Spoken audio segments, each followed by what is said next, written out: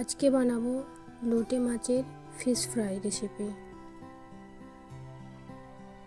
প্রথমে মাছগুলো ভালো করে ধুয়ে কেটে নিয়েছি।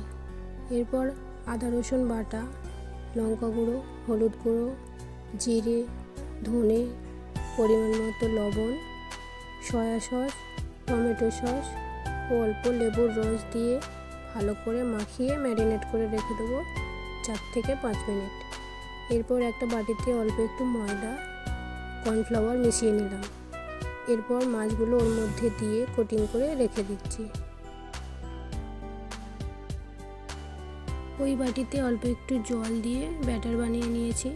এরপর মাছগুলো দিয়ে তারপর বিস্কুট গুঁড়ো মাখিয়ে 15 মিনিট ফ্রিজে রাখার পর তেল গরম করে মাছগুলো ভেজে নেব।